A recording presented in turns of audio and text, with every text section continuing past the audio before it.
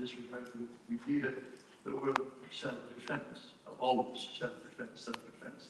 It's only with Israelis, but it's going to have to register. Against whom is self-defense? Against children with no enemies, against families too hungry to cry, against people so blockaded for the last 17 years, bombarded and robbed, that they cannot flee, cannot live, and cannot even die in peace. This is not, this is the systematic destruction of a people, of their dignity, their in genocide, in all, nothing less. With reports now suggesting that Israel is planning to establish settlements in Gaza after the devastation. That was, it seems to be the main purpose of the devastation. Settlements on the very land they have bombed to dust. This is intentional genocide again. To wipe out the population, destroy their homes, and then claim the ruins as your own. Is this continuous evidence of the campaign to erase the people entirely? Actually, plots of land in Gaza are being sold to settlers with the acquiescence and the connivance of the Israeli government. Okay, let's come back to the question, are we failing the children of Gaza? As I said, the evidence before us is overwhelming. The children of Gaza are many critically ill or gravely injured. Okay, they are not dying because of conditions untreated. They are dying because of deliberate egoism of our government and others in the world community have made as a prioritize politics over people, economics and money over humanity, and of course health, but the deafening silence of the mainstream media. So this is not merely a tragedy. This is a crisis of conscience on a global scale.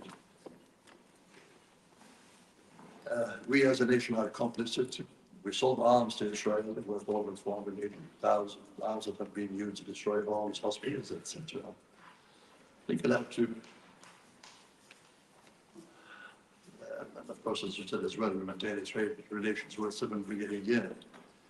So we have to follow a choice. Do we continue to be complicit and witness these atrocities, or do we act to save the lives of Palestinian children? Double standard now. Talking about Ukraine versus Gaza. I urge you to reflect on our nation's response to another humanitarian crisis, the invasion of Ukraine. When Ukrainian children needed urgent medical care, we acted decisively. We haven't seen any of that decisiveness for the Gazan children. Not even one injured by what's called.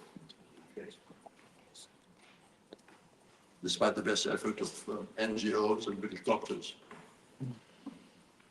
No visas have been granted, medical visas that is. And we have Dr. Dean, I think, with us, if he has arrived. Dr. Dean, can't see him yet, he might be lost, he was on the way. They raised £500,000 to bring 5 siblings and their cousin to the UK. The government refused to act on the issue, despite hospitals and doctors standing ready, 5 lives lost in the void of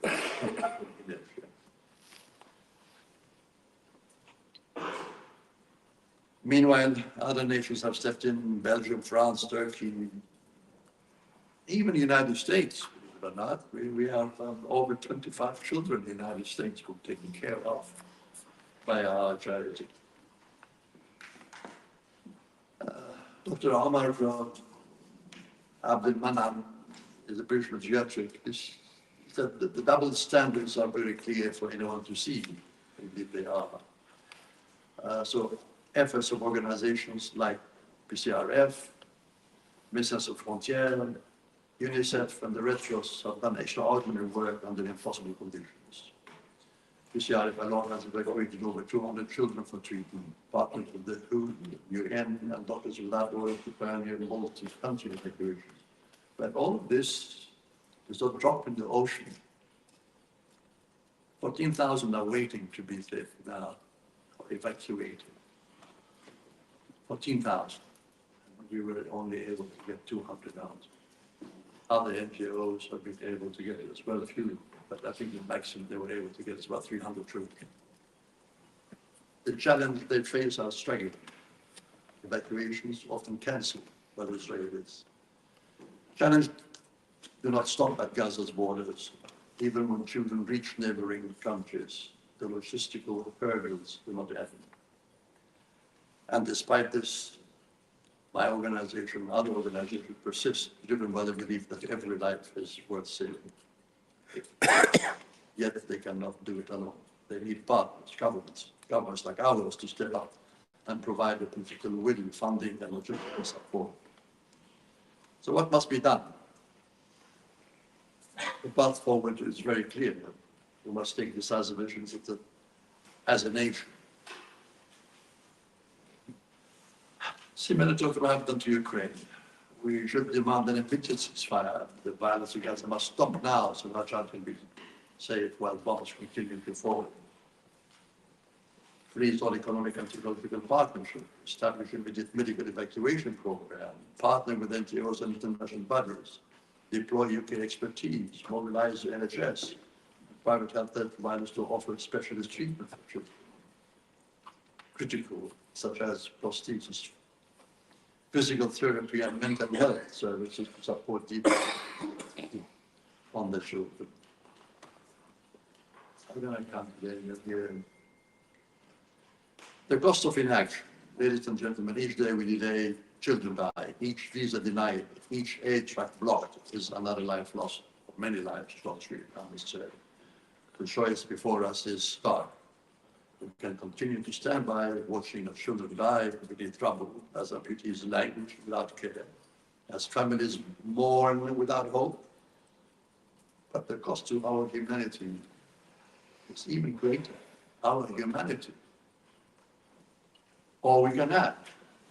We can be Britain, that is, the nation that chooses humanity over politics, life over death, hope over despair. The nation that led the way, that saved lives, that stood for humanity when it mattered most. I'm being wishful thinking here. That saved children and their families. The children and people of Gaza are not asking much.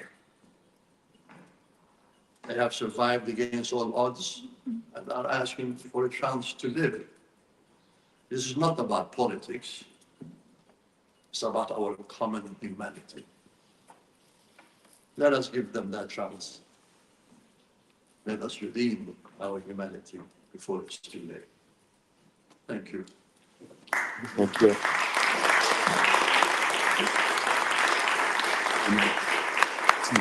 Thank you for the insightful intervention about what's happening in the Gaza Strip. It's very important to keep a track of what's going on, although it's beyond our comprehension. The amount of the atrocities, the genocide is beyond with our minds to digest.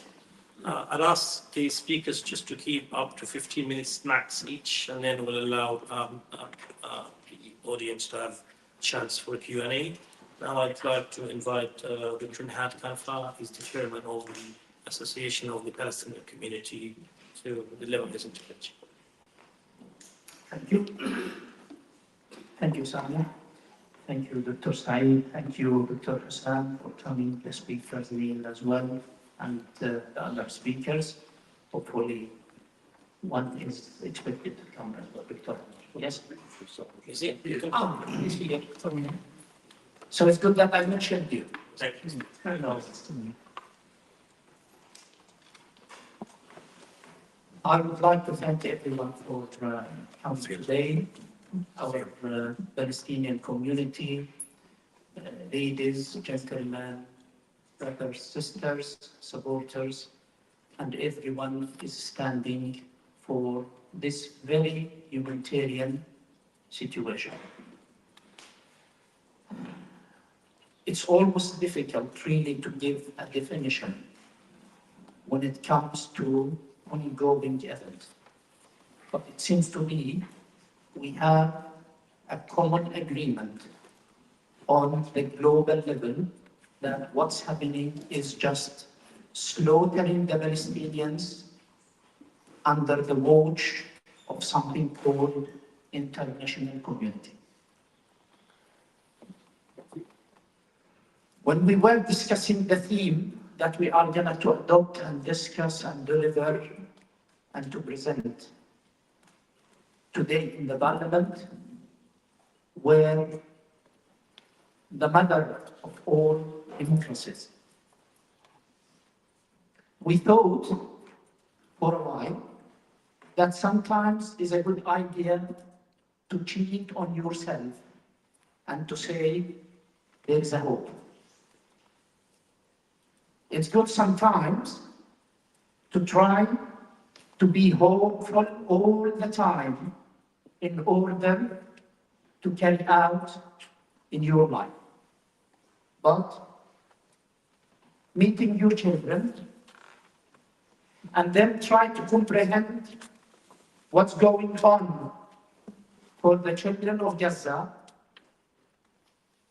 it puts you on the spot where the discrepancy starts. The humanity starts to clash.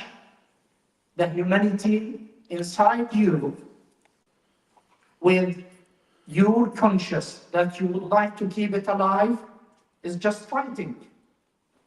Why my children are living in this country where the children of Gaza are being slaughtered day by day, night by night, and are being denied their own humanity.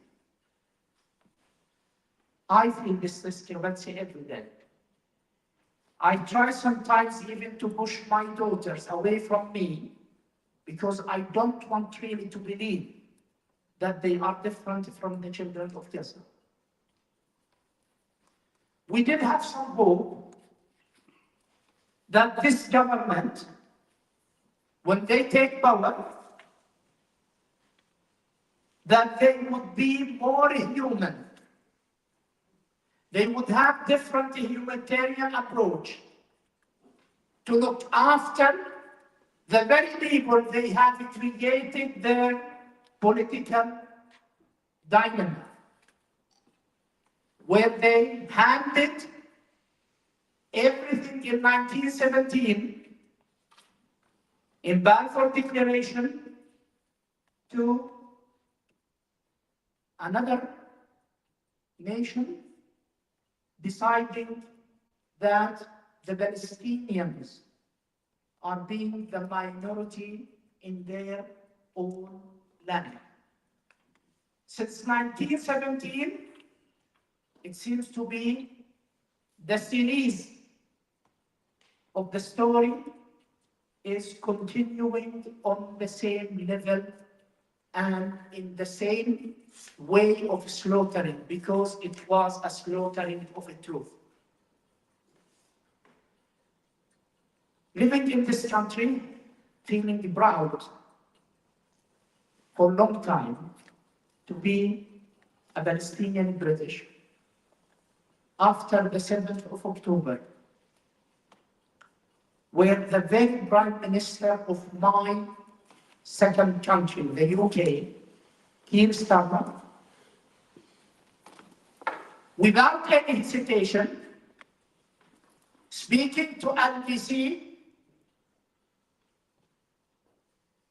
confirming without a blink of eyes that whatever the Israelis are doing against the children of Gaza is legitimate, and he lent the support to every single action. He was actually responding very well to what Gallant, the war criminal, you know, you have Gallant now is being accused of being a war criminal. Keir Starmer proudly lent him his support, saying this is a self-defense, which means in the political term, kill more children in Gaza. exactly what they did since that time, and no shame of this government of continuing this kind of support. We hoped for a very long time that Palestinians would be treated equally, side by side of other humans in this country and around the world. We thought some lessons are being learned, that the Palestinians were subject to oppression for more than 1 century, but that very country we are living in, we are speaking on its parliament, it is our second home, is actually failing us as a human, failing us as being hopeful, failing us as being standing against the oppression, and failing us in every single level, even when that level is about to protect the life of children. We met the Prime Minister 22nd of October with His Excellency, Dr. Hussam. We delegated and conveyed the message of the Palestinian community. We told him we are not looking for any kind of politicization. All what we are looking for is to be treated as humans. The injured children of Gaza needs to be treated equally to the children of Ukraine, where the river of humanity was flowing all the time. But we came to a conclusion that this Prime Minister, the members of the government, they will never deliver any kind of a humanitarian help and support to the children of Gaza.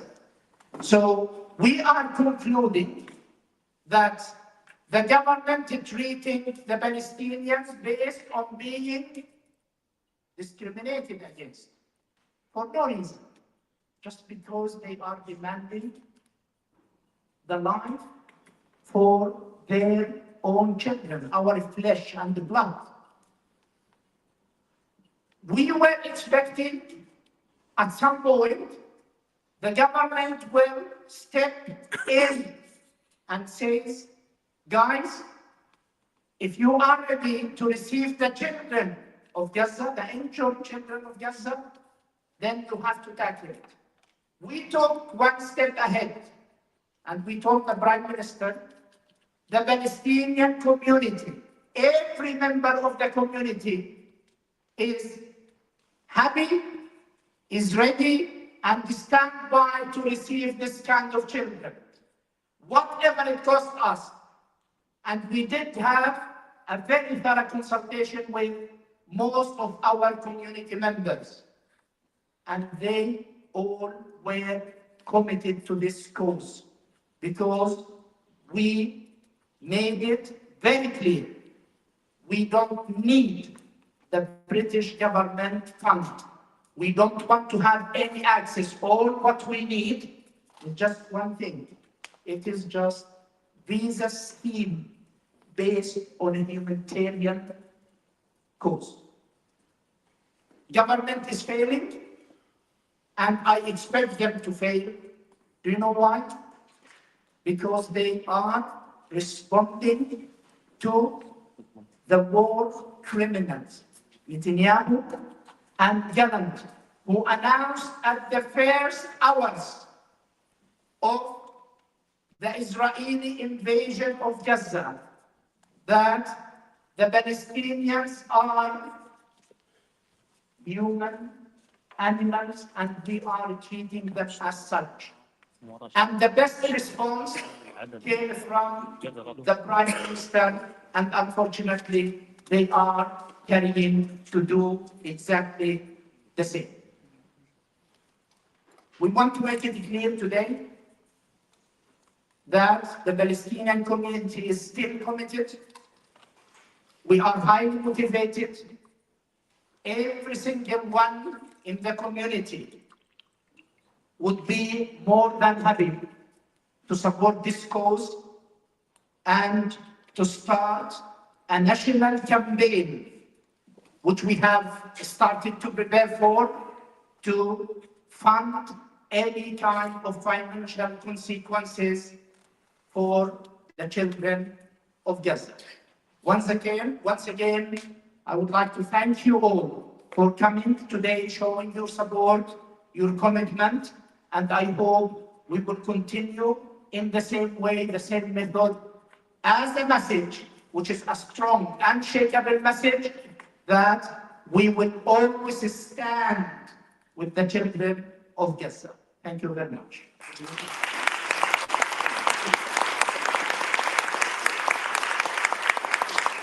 Thank you. I think everybody's in agreement about the complicity of the government, let alone the hypocrisy of the ongoing government, not only this, but even the previous Conservative government. Without any further ado, I'd like to hand over to the ambassador, Palestinian ambassador to the UK, Mr. Zul. شكرا اخي سامح. السلام عليكم، مساء الخير للجميع. And it is really gives me such an honor to first thank our friends here in Parliament, our MPs, who hosted today's event, including my brother Muhammad and all the others, and also to thank the Association of the Palestinian Community in the UK for bringing us together in this house, in this day. And to say how privileged and honored I am to be among such a very distinguished panel. And I heard you, Akhi Saeed, and I heard your last word about our dented humanity and how desperate all of us, not just Palestinians, but worldwide, in need to repair our conscience. And also I heard the real resentment in your heart, my good friend and brother from Muhammad. Because what touches my heart the most about this event is not only our friends, the MPs, nor it is just the parliament. It is the presence of our beloved Palestinian community. And I know for a long time, but particularly in the last 14 months, the Palestinian community has been in grief, in mourning, in loss. And yet, it was dark, isolated. Campaigns of bedeviling, letters being sent to our doctors, Palestinian doctors, and our professors, every single day and by the tens. While they were grieving their loved ones being killed, they had to deal with issues here. And every day I receive a call, I receive a letter, every day, from a Palestinian professional, Palestinian worker, a Palestinian student who have been targeted. And not only that, but also our community has felt left alone by its own government, not supported by its own government, particularly for those who wanted to unite with loved ones, particularly for those who have their children being maimed and can still be saved. And they have the means to save their children. And they have the right, as British citizens, to bring their loved ones to this country. This is not a favor. This is not a humanitarian assistance. This is your right as a British citizen. And yes, my dear friend Nohan, we did meet the Prime Minister together, and I was honored to accompany a sample of Palestinian bereaved families.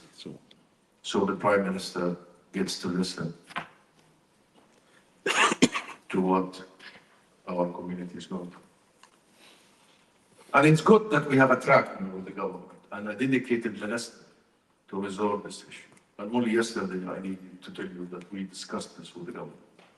And there seems to be some movement about the issue of visa. I leave it to our specialized friends here to share this news. But maximum pressure has been exerted. Now, I really want to, like you, get to listen to our distinguished panel. But I want you to know that as our friends here just outlined, the starting point was rather depressing with the political class here. Things have been shifting in a better direction. Positive steps have been taken. Thanks to our people back home, to the heroism, the steadfastness, to the ability of our journalists, ability of our children to still document their own execution, despite the fact that Israel has not allowed one international journalist, one foreign correspondent to be in Gaza. They took that mission on themselves. This is the first time in history, genocide, as you said, Saeed, being live streamed in real time by the very people that are being genocided. That heroism of our doctors, like Dr. Hussam al-Musafi, heroism of our aid workers, has touched the hearts of every single person on the face of the earth, including the British Parliament. And that has led to a wave after wave of solidarity, unprecedented. Millions upon millions, in the UK and worldwide. London in one day, in November last year, 1 million. History was made, and where the British people are. And an opinion poll after an opinion poll shows that the vast majority of this country, cross community, not this community or that community, all communities are pro-justice.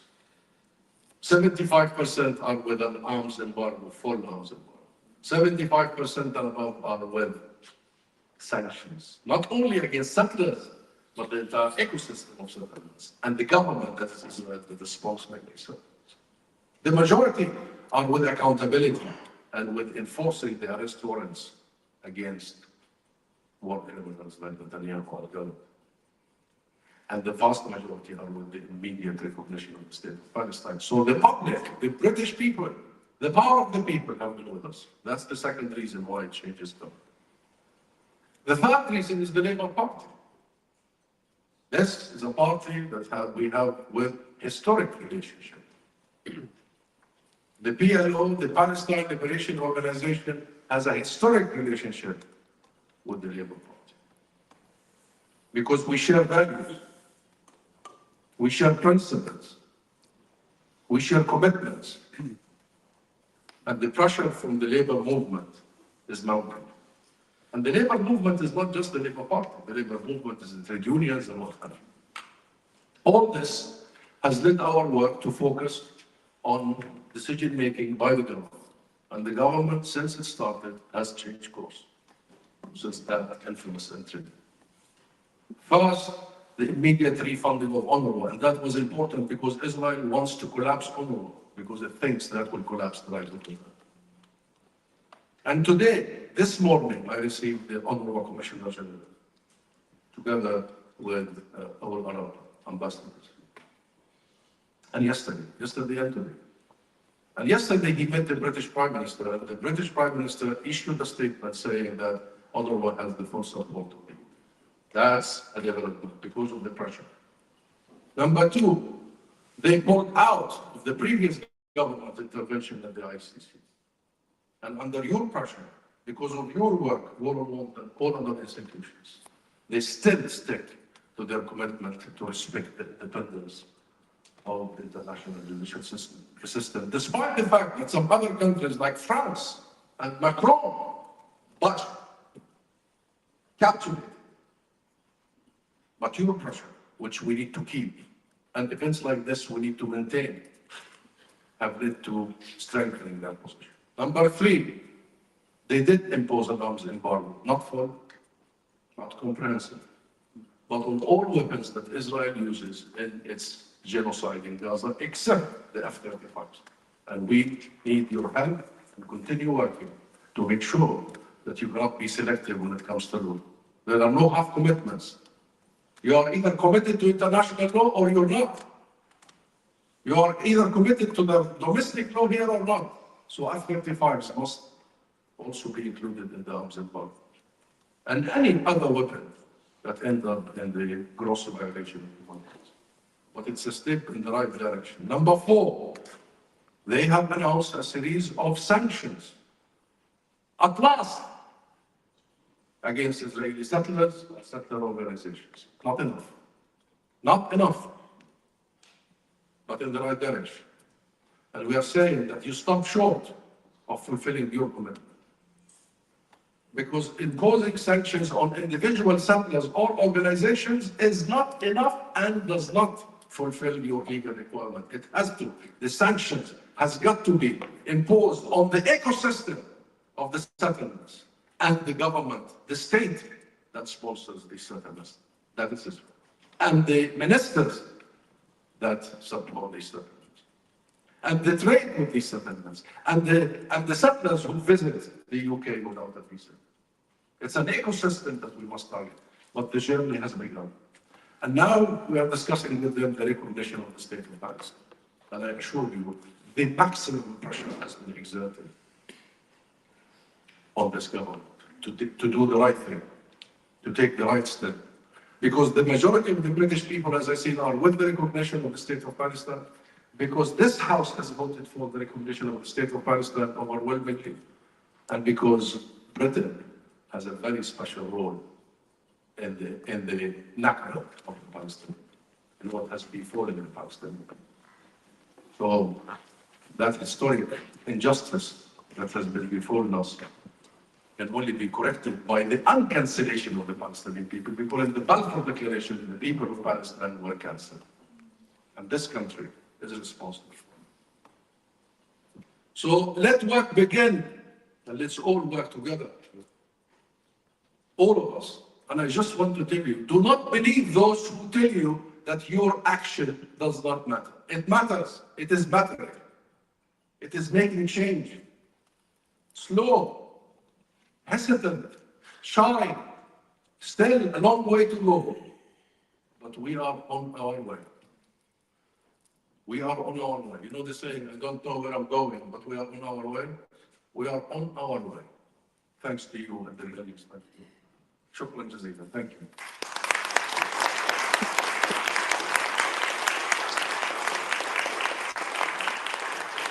Thanks, Mr. Ambassador. And as you said, we have to keep the maximum pressure on the government and also our MPs. Everyone of us who live in a different constituency, keep the maximum pressure on the MPs.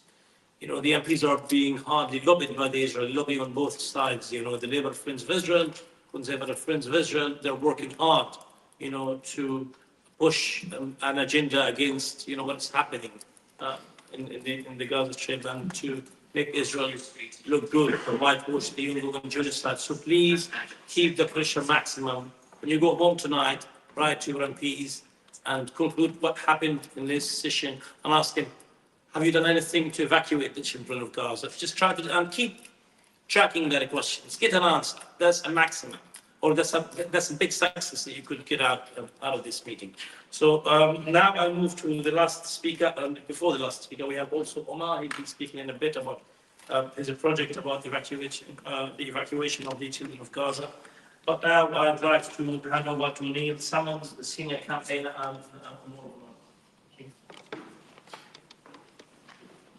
Assalamu alaikum, Jami'an. It's very nice to be here this evening amongst you all. It's a privilege, especially to be amongst so many Palestinians.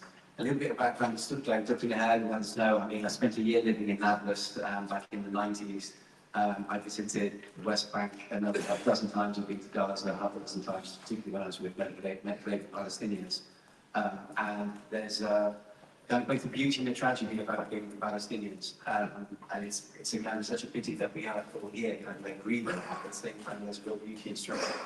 being amongst you, I'm sorry the circumstances are kind of dark, as they so often be, maybe the darkest yet. But there's a real power among you, which I love. From what Sally was saying about taking action and following up from what you're saying, I mean, if you've still got energy when you get home tonight or tomorrow morning, I mean, amongst other things to do, remember that next week there was basically a whole debate, both on arms licenses to the UK and to Israel, and the recognition of Palestine. In addition to kind of demanding that there's medical evacuations for children supported by the UK. And if you haven't already, please do go to the War on One Side, where we have a particular action for writing to MP about ending UK complicity in Israel's war crimes. It's not much of a kind of honour, but in ways that we're one of the first UK charity to recognise it's a genocide which is taking place. It's a very, very rare thing to say, but our government is, despite the kind of juxtaposition of us being here, there's certainly advantages of being in a so-called democracy, but we need to make sure that we hold them all the more to account. Kind of three sections to my talk. We're talking about children in Gaza, children in the West Bank, including East Jerusalem, and looking at UK responsibility, what it's doing and what it should be doing. I appreciate that this is, I mean, I feel like traumatized by what's been going on, and I'm not sure how much it's really helpful to us to be dwelling on deaths and pain, but also wanting to recognize that that is happening. Of numbers, knowing that each number is and was a person with hopes and dreams and loves, and people who loved them and who needed them. Now, in Gaza, as you all tragically know, that a classroom of children has been killed every single day for the last 14 months. That's one every 30 minutes. Some 800 children under 1 years old have died since October last year.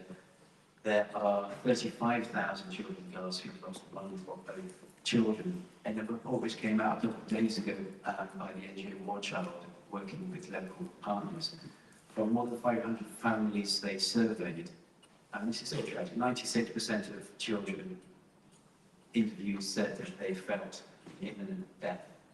49% said that they wished to die.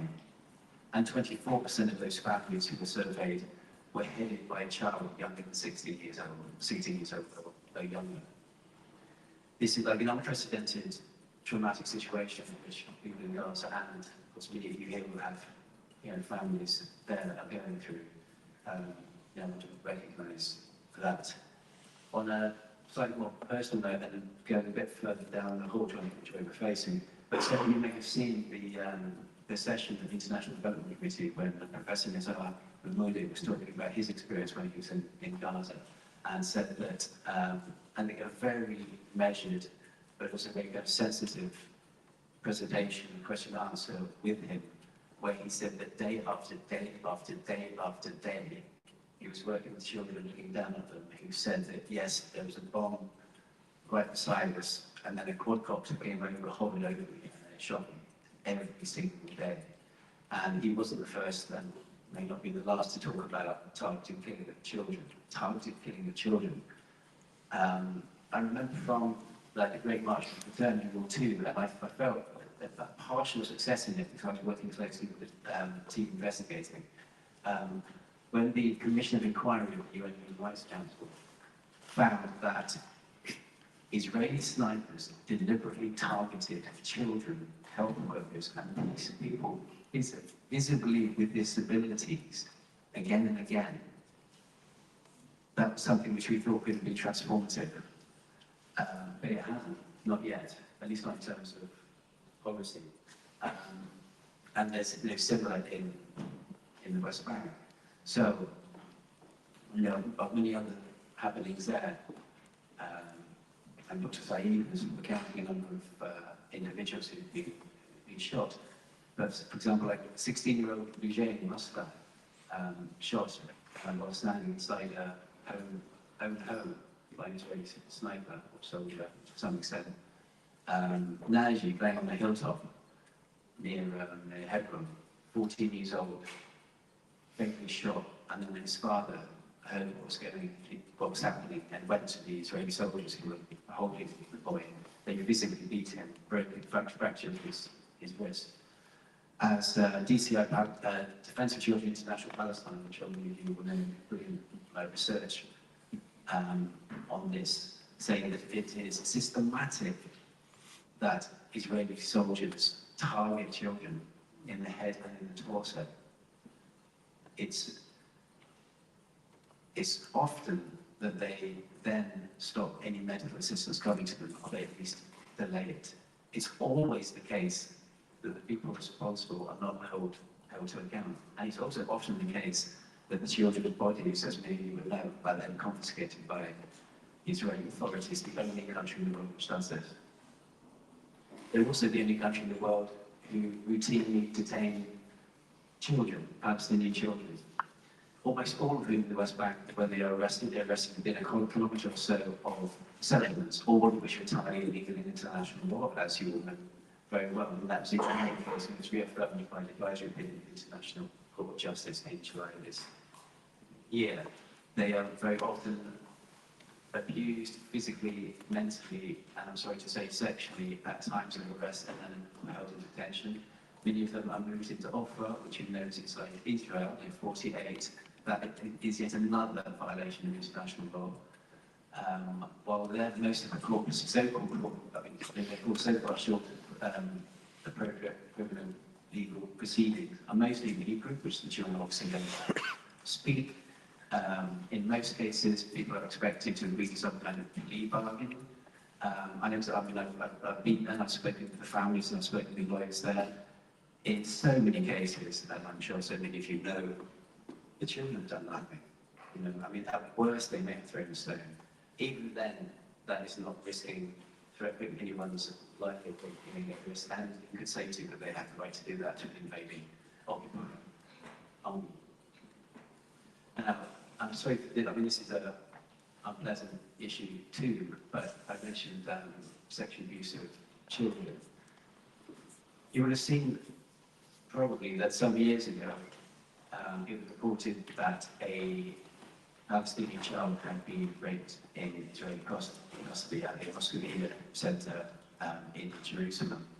A State Department official, US State Department official, received information from DCIP, went to his superior, said, "Here, we find this information incredible, action needs to be taken." What happened? Israel designated DCIP a terrorist organization and a bunch of other organizations there was no really accountability. And we see today that both the children detained from the West Bank and in Gaza, that there continues to be an appalling range of abuses committed against them, as well as adults, including many health workers. Several of whom have died in Israeli custody, as you may have heard, TC and Mabashir, among others. And this is a state and country of people who will also go around the world singing, like, for example, Maccabi Tel Aviv supporters about how they will wait for the women of the opposing teams and do that in European capitals. And then, you know, when people of Israeli security officials who appear to have been involved in the rape of adult detainees are finally restrained and enter the start of a possible investigation, you then have a lot of the Israeli public saying that the Israeli security officials need to have the right to rape Palestinian detainees. I mean, how extraordinary is that? Back in Gaza, Abdurrahman, 10-month-old boy, was apparently very energetic, happy enough little lad, and then one day in his makeshift camping dinner above it was found that he was not able to crawl. He was found to be the first person with polio for 25 years in Gaza after it's been so destroyed by the occupying powers. Weeks later, UN polio team, and then held up a gunpoint for 8 hours, forbidden from going further, a militarized bulldozer, and then rammed it repeatedly, pull up debris, heavy debris, drop it onto them, refused to let it pass. This is what the Israelis do, and with, I'm so sorry to say, consent of our political leaders here. We'll talk more about the positives of this. I've spoken a lot about that. I'll fulfill those, but we must continue to think of that, but it's still very uphill. I was in a meeting with David Lammy and Keir Starmer in April when they were still in the opposition, but very highly predicted to be the incoming government. And it's my responsibility, I was with a number of NGO representatives to talk about torture, UK arms trade with Israel and trade with Israel. As mentioned earlier, on the trade front, yes, bilateral trade is in the region of 7 billion a year. UK also, UK headquartered financial institutions provide $94 billion in financial support to companies who are involved in the illegal settlement. Not that money, of course, goes to the in settlements, but that's globally, that's an enormous figure.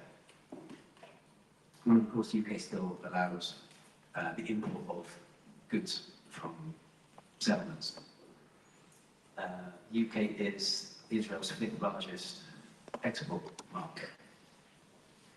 In July this year, the Department for Business and Trade, working with the UK Embassy to Tel Aviv, showcased multi-billion-dollar infrastructure projects of Israel, the Israeli economy, hoping to interest UK investment in those. That's absolutely not what the government's supposed to do. Militarily, and of course, yes, it's positive that 30 of 350 arms licenses were suspended, but 321. Of course, there's the F-35 so-called carve-out, which is illogical, but continues. The UK also provides surveillance, primarily from its R1 Shadow planes that fly in Gaza, including on very critical days. We can only assume that they did provide ground movement and other information. It's not only about so-called, or like apparent hostage identifying, and it's helped with like refueling of planes and bringing over more weapons from Akrotiri and elsewhere, like the huge area base on Cyprus. Politically, like including in this House, we've seen Starmer support the so-called right of Israel to blockade Gaza. It was already a 17-year illegal blockade, according to the UN international law. And he's completely went aside. Even though there was a partial interruption later, it was nowhere near good enough. He basically gave a green light for it. Going back to the meeting I had with Lammy and Starmer, I said, how is it that now, when there is such overwhelming evidence of Palestinians in Israeli custody, in Israeli custody, and of course it did not begin in October last year, how is it you haven't condemned it? Still, until now, they've still not condemned it. And that's a fairly easy win, in a way. And David Lammy, who I would like to like, but I find it quite difficult to like, also remembering that his previous director of campaigns is David Menster, who is the official spokesperson for Netanyahu. I mean, it's that close. It's that. And when I mentioned about the leverage that the UK had with Israel, such as economically, at the end of the day, Lammy just says to me, "You made your point." There was no interaction. There was no suggestion. People say when I reference some of the, I'm sorry to say, like torture techniques, I know back to when we released I further alerted him. I don't want to talk about methods here. It's so unpleasant. Apparently, he's facially upset, but it still didn't lead to any change in policy. Do you understand what I said? How am I to understand? It's fully. Okay.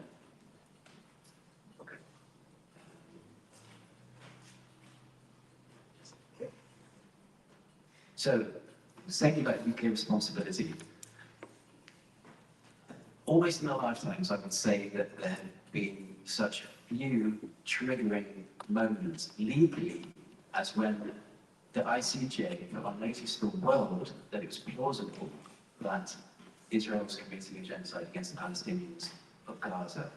Under the Genocide Convention, that mandates member states to use the influence they have to deter it. It's not about waiting until the ICJ has said it is a genocide. That's obviously gone too late. That is the trigger moment when you start using that influence. You stop being the fifth biggest market. You stop showcasing the infrastructure projects here. You condemn publicly what is happening. You take action when it doesn't happen, and you continue to hold them to account. Very sadly, that's not been the position. And even as we look in like what's happened to Lebanon, where again, like 240 children have been killed, 220 medics and first responders have been killed. And now again, we see like Israel's unprovoked attacks on Syria, which do qualify as acts of aggression, the violations of the very charter of the United Nations. Our government has basically gone ahead with that. So what we know is that the majority of the public do not support that. And never in the history, like say, of the UK, has there been so much public solidarity with anyone as there has been with the Palestinians. We still need to do a hell of a lot more to change our government's position. So, thank you for listening to me and everyone here. Do keep up the strong stage one.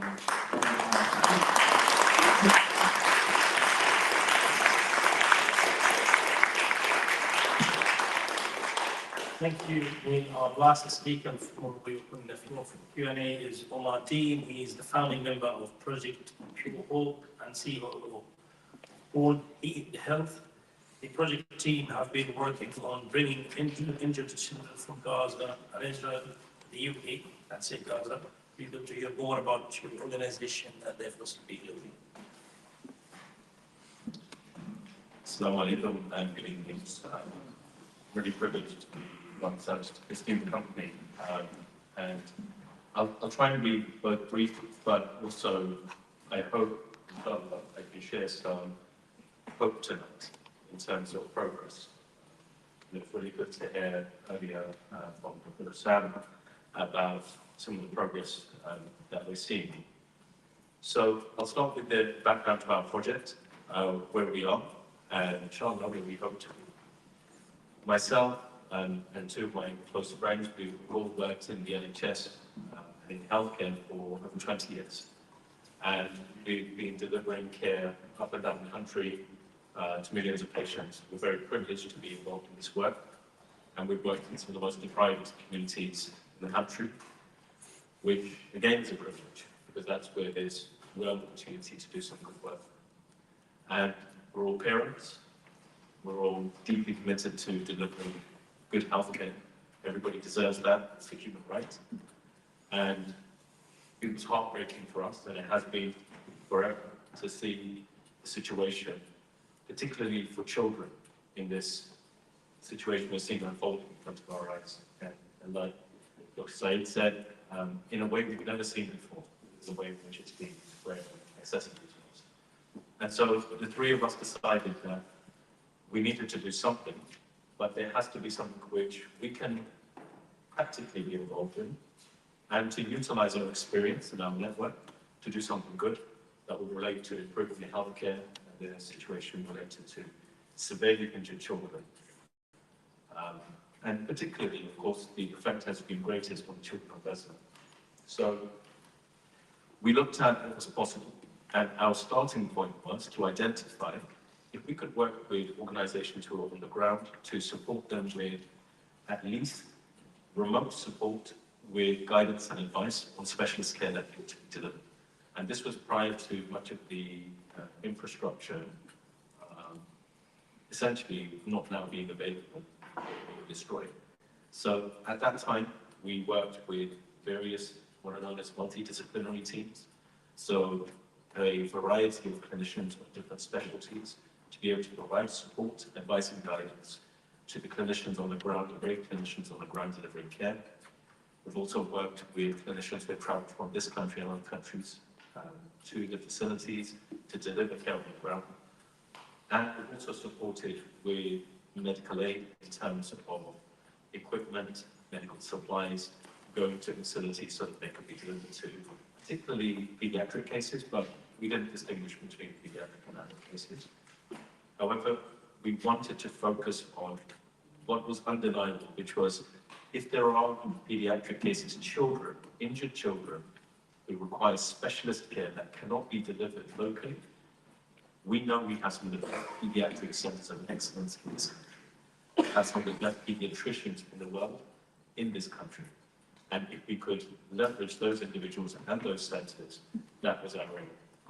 So we started with an application to the government back around November of last year, November 7th, for one family we recognized the great benefit from specialist care in the UK.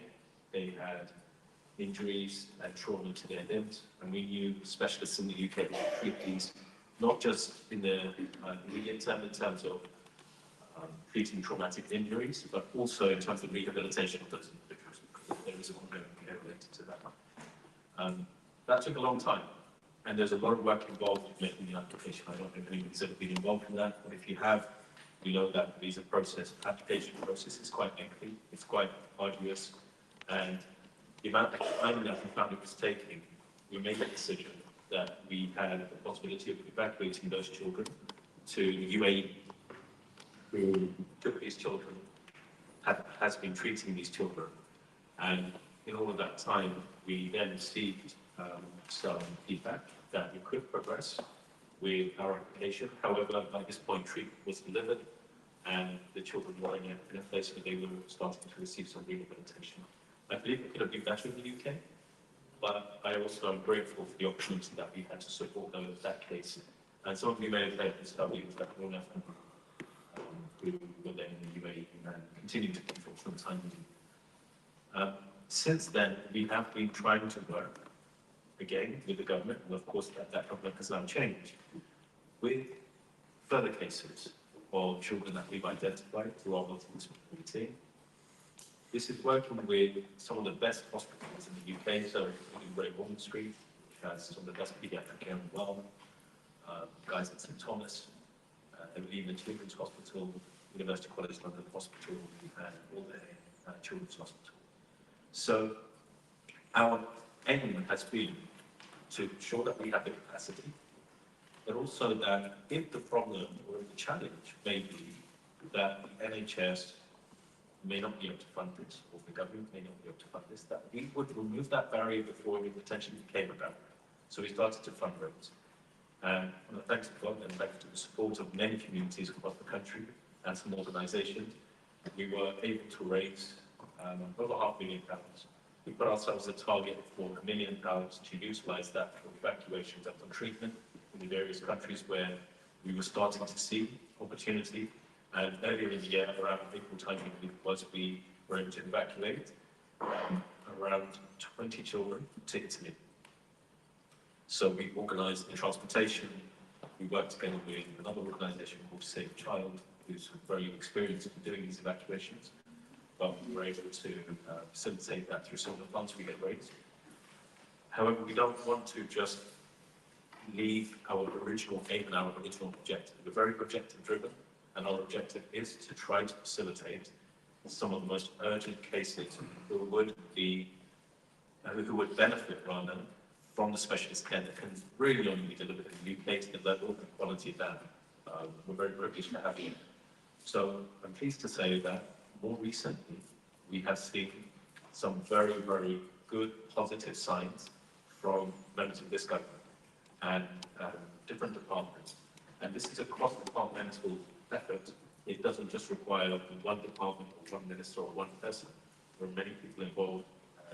From a government perspective, it's not something which we are experts on, but what we are experts on is being able to convey the importance of why these children are entitled to and deserve and would be suitable for the care that can be delivered best in some of our paediatric centres of excellence. We have the funds to cover that.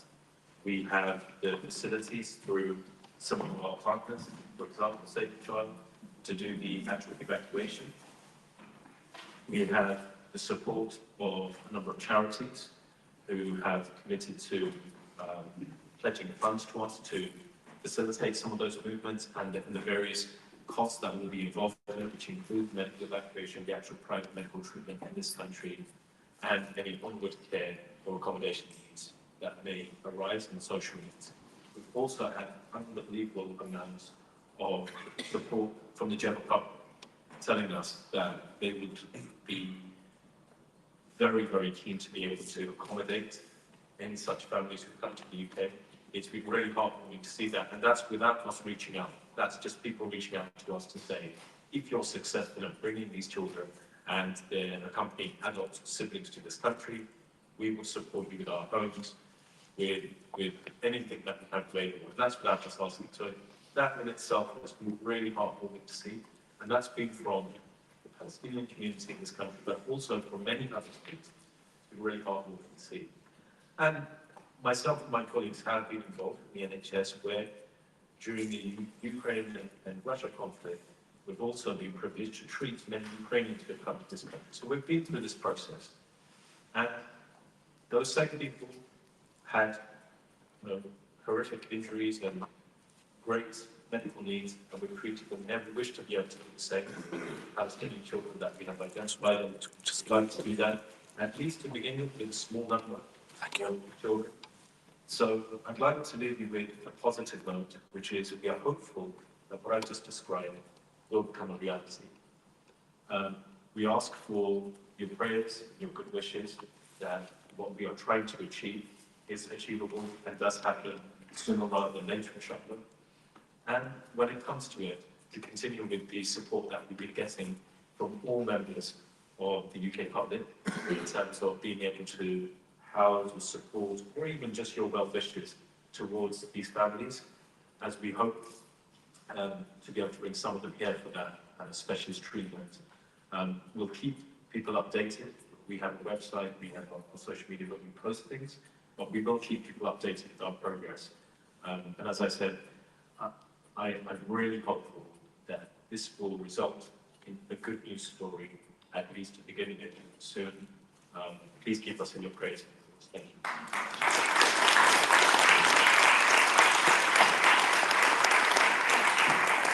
Thank you. Well, now we got less than 15 minutes for Q&A. Anyone would like to ask any questions, please keep it concise and very short. So, pass the mic if you have questions. Thank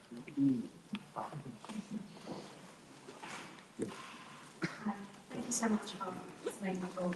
I'm a student from King's College University. I'm a postgraduate water studies student. My question is, to those who have interacted with MPs, do you think our government and people are not acting on this genocide? Because it can negate that we have acted in such things as a nation beforehand, like the Battle of Resolve. What about the MPs, I think as a campaigner, you've interacted with a lot of MPs, with government officials, what did that?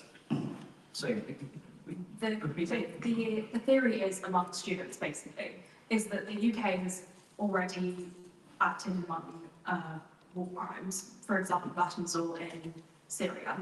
And if they say that what Israel is doing is wrong, therefore we are kind of taking it upon ourselves that we have enacted war crimes. Do you think that's something that's in the room when you're talking to these people, or do you think that they're just simply honest? if it's essentially trying to second guess what the top leaders are thinking, this is a constant question mark, because I can only imagine they know in their hearts, and even like a trained lawyer, like both of them have been trained like Prime Minister and Foreign Secretary, that they know this, but they may be blinded by their political beliefs, and both some and Landon hit themselves publicly Zionists. And I don't think that necessarily makes one think clearly on this issue. But one also wonders that I think that there is a certain attraction for some people about being in power, that they allow their judgment to be affected by being the room with presidents and prime ministers and flying around the world and speak like that, because I don't think it's terrible not to see them as, like, at the very least, war crimes. And war crimes are still massively severe, not black and white, but egregious crimes. And there's such a wealth of information, a lot of evidence indicating that this happened. And you know, as it says, we've all seen so many Israeli soldiers, leaders, clearly expressed intent and show themselves gladly committing such things. So, well, yeah, I'll leave it as that. I think we more of a personal conversation than that. Another time, a bit more clear.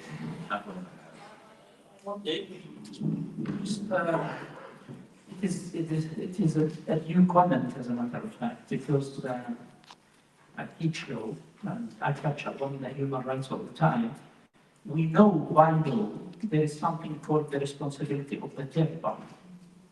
This country, by this rule, is responsible of suspecting what's going to happen. So whatever they act upon, it has to consider the elements whether the war crime is going to take place or not.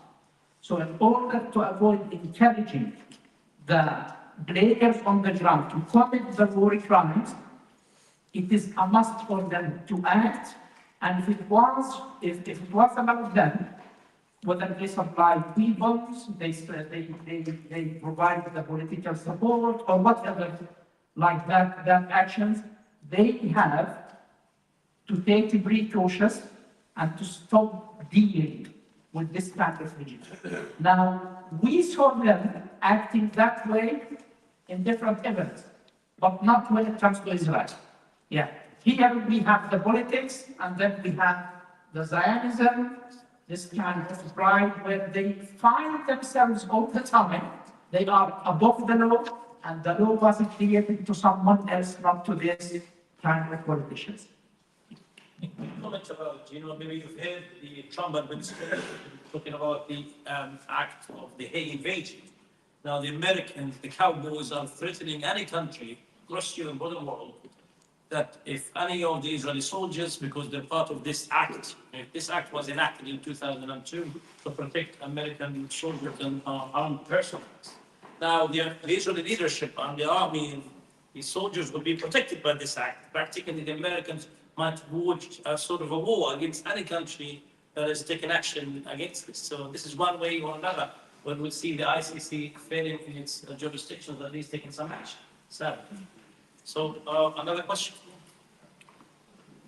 Just a question, just a short question. Oh, This sentence. I was trying to make two considerations, but first of all, I would like to call out my name is Sandy. First consideration, some consideration can be also exchanged as a question. Why we don't work in the direction that all the people now know about the rights of the occupied, self-defending or whatever. But no one knows about the right of the occupied. And this must be also put in the parliament to issue a parliament act to endorse and to implement this, because it's to clarify if the occupied should have their hospital, schools, nursing, mosque, church, or whatever. This is the first consideration. The second, it was the ambassador was unfortunately he is not here, but I can ask Nehan about it. We are Palestinian all, but there is a lot of division that we know very well. I think the most important thing that the ambassador and the Palestinian community should take in consideration to reunify all Palestinians, because at the end, we are all Palestinian. Thank you. So am I supposed to comment? Yeah, the first one, the first question is regarding to push the NP. Yeah, it was a consideration. It was a consideration, that's what we considered. So we have to keep really pressing on and to utilize all our abilities, skills, networking to keep pressing on the government and the enemies. And I think there's some potential in achieving something. But when it comes to the community, as a matter of fact, I would agree, yes, all the Palestinians should be on the same page, especially when it comes to Gaza. Because after all what's happening in Gaza, there is no justification whatsoever to have any kind of divisions. Yes? And I think we all agree that as long as the Palestinians are really acting on the ground, on behalf of the Palestinians, especially in Gaza, in all Palestine, of course, but especially in Gaza, in this, in this genocide, then it is very likely for the Palestinians to achieve much more out of their potentials. Yeah, so I agree with that. Okay, so we got Maya, she's the secretary of the Palestinian Women Association, which is a new body formed by the Association of the Palestinian Community. She will do a question and intervention for like 1 minute. Yes, intervention. Good evening, everyone. Thank you very much for arranging this tonight. So my name is Maya Abi, and I am the director of the Palestinian Women's Committee, which is part of the Association of the Palestinian Community. It is with a heavy heart that I stand before you today to discuss the tragic reality faced by the injured children in Gaza. As the director of the Palestinian Women's Committee in the UK, I represent a voice that echoes the pain of Palestinian women, families, and community, whose children bear the scars of violence and wars. Scars that could be healed if we only the world acted with compassion and urgency. The UK has long upheld values of justice and human rights. Yet, is government inaction in providing medical aid or facilitating evacuation for injured children in Gaza strictly contradicts these principles. Every day that passes without intervention is a day that risks the lives of innocent children who urgently need care. These are not just statistics. These are human, young boys and girls whose future could still be saved. Their mothers, like any mothers in this room, dream for seeing their children healthy, thriving, and free from pain. I call upon the UK government to act now, to stand by its commitment to humanitarian values, and to provide a lifeline for these children. We as a community are ready to support and advocate, but we need the decisive action from those in power. Let us not wait until it's too late. Let us not allow the silence of inaction to be the legacy we leave behind. Thank you very much. Thank you.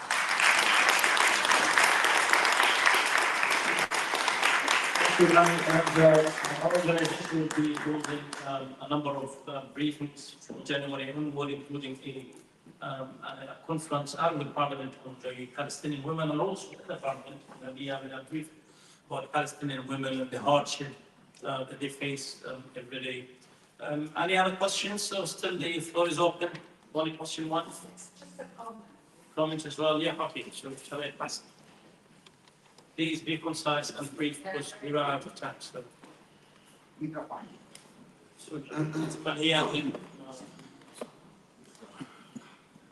Yeah, so first of all, good evening. I'm Sami Higab. I did make an attempt several times to go to Gaza this year, but unfortunately I was denied entry even into Sinai Peninsula. However, I've been gallivanting around Egypt and visiting some of the displaced families and injured, even including injured children, in hospitals. I've heard from eyewitness accounts, which is far more horrific than what we've actually heard today. Of course, I'm not an eyewitness, so I'm just from hearsay. I am very well aware of some of the people that evacuated instantly. And my question, actually, I have two questions, one for the ambassador, but I'll ask you, gentlemen, at the end, regarding what can be done to evacuate. I mean, I know you've spoken about it, but what can actually practically be done to evacuate some of the patients that are currently inside the Gaza Strip as well as some of the injured victims that are not getting treatment in Egypt to get evacuated into the UK or elsewhere. And I have now contact with the Ministry of Health in Egypt. I'm very regular communication with the Deputy Minister of Health in Egypt, and I do have access to a lot of the patients' records, whether inside Gaza and also in Egypt, which are not getting treatment because they don't have the facility for the treatments. So that's basically the question for yourself, sir. Okay, thank you very much. Then we go to Bagat. Thank you for your question. I think there's a couple of things to understand here. So there have been evacuations from other countries, such as Egypt. The cases are such that there isn't sufficient specialists available locally or in the region to other places. It hasn't happened in the numbers that are required. And there is a starting point for this, because if we remove, which is extremely difficult, but if we remove ourselves from the situation for a minute, just to assess what are the steps involved to begin with a clinical assessment, because it may, in some cases, as difficult as it may feel to them and to think about it, may be less advantageous to move the injured individual than it is to keep them stable in the place in which they are. And that can only be determined by specialists, clinical specialists, who will understand what is the impact or the suitability for fitness to fly, for example. When they get to the destination that is being proposed, are they going to receive adequate care? Is there capacity there? Do they have the specialists there? So there's a process that one has to go through first, and it includes that multidisciplinary team assessment. That's what we've done in the past with the children who went to Italy, and with the children who went to the UAE, and other organizations have done the same. There's also then multi-agency coordination that's required. So within, is the World Health Organization who is coordinating any such activity, because they have to be satisfied that from all the perspectives I've talked about, safety perspective of the individual as well, there's also safeguarding issues that we have to take into account, i.e. what's going to happen when the individual gets to the place. Do they have adequate guardianship and so on and so forth. So there's a whole number of things, but I would just suggest that at this time, what we're trying to do for the UK feels like we are making good progress, and I'd ask again for everybody's well-wishes and prayers. Can I just make quick statements? Regarding this. I do have some of the patients that did actually have to go through the clinical records, and I do have patients within Gaza that have already been given permission to exit the Rafah, through the Rafah border, and they were denied. Yeah. So my last comment, because we're going to close the campaign a bit. We're around, it's 8 o'clock, we're done. So. My name is Maxine Alpha. I'm sorry I was late, so I don't know whether Dr. Said has mentioned this, but to my knowledge, the States, the United States, they do receive, they do receive injured children. So, okay. So I hope you understand, sorry, yeah, they do receive injured children from Gaza through PCRF and other. Thank you, my student. Now, I'd like to hand over to the Dr. Kanfa to close the meeting, and hopefully we'll see you soon in January and February, our regular.